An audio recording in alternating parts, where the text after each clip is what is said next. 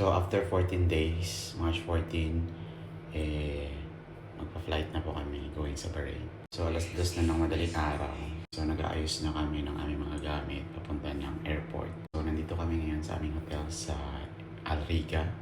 And ang Al Riga, I think 15 to 20 minutes papuntang Dubai Airport. So ayan na, ready na ang aming mga gamit. So samahan nyo ako sa video na to kasi ipapakita ko sa inyo kung anong proseso namin pabalik ng Bahrain mula sa stranded namin dito sa Dubai. Kasi alam naman natin, sa gulo ngayon, sarado pa rin ang airport ng Bahrain. So, papakita ko sa inyo sa video na to.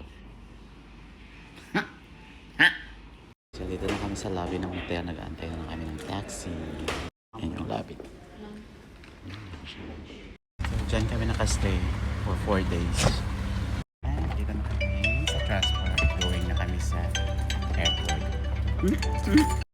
Thank you, Dubai. Sa airport na kami. So, sa airport na kami ng Dubai. Time check, 3 a.m. So, tapos na kami mag-check-in. Na kami ng immigration. So, medyo madami ng tao dito sa airport ng Dubai. So, nag-lounge muna kami. Kain muna kami kasi wala pa kami kain. Yan na, pagkain namin. So, papasok na kami. So, sa loob na kami ng aeroplano. So, ang flight na to is Dubai to Saudi, Riyadh. Hindi lang pasahero. So, almost 1 hour na kami tayo pag-ikot. Kailangan lang ang pangit. Ayan. Pag-ikot tayo pilot. So, nag-stop muna kami kasi close pa. Nag-close magka ang airport. Ayan. Layan pa sarado ng airport. So, check pa nila pinantay. Ayan. Sarado yung mga balik ito. Ayan. So, pinantay na kami dito sa loob. Waiting na kami sa kanila. Announcement. So, nag-install ang piloto. Bukas na Riyadh Airport. So, thank you Lord. Tingnan nyo, ang layo-layo ng inikot ng aeroplano. Umikot siya. Ayan o, umikot siya. Para makaiwas siya dito. Makaiwas siya sa Doha ba dito.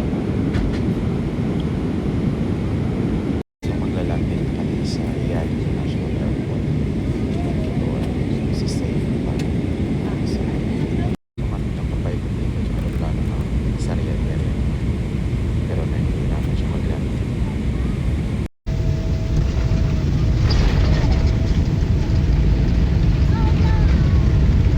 So, naglanding na sa wakas dito sa Riyadh International Airport. And thank you Lord for the safe flight. At dito na kami sa Riyadh Airport. Then Riyadh to Bahrain na kami.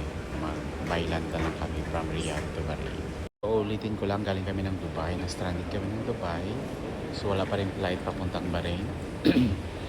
Kaya ang ginawa namin, kumuha kami ng ticket na connecting to Riyadh.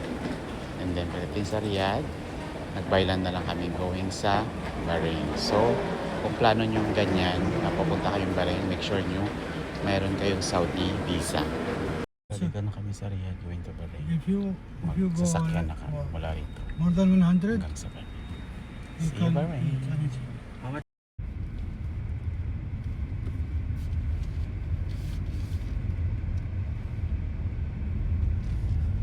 You did not sleep, huh? I sleep only 2 hours. Landing. Yeah, for the before we go, we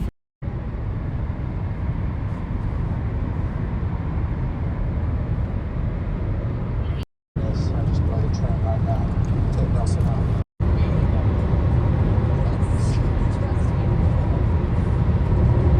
So, dito na kami sa border ng Saudi to Bahrain. kubar na pala yun. Lagi? Dama tapos. Ito na yung line na pagitan ng Bahrain to Saudi. Sweden, dito po Sweden. So, dito na kami sa Bahrain. So, total hours na biniyahe namin mula Riyadh hanggang Bahrain. 4 hours and 30 minutes. Ay, Welcome to Bahrain. may ano Thank you, naman kami. Lord.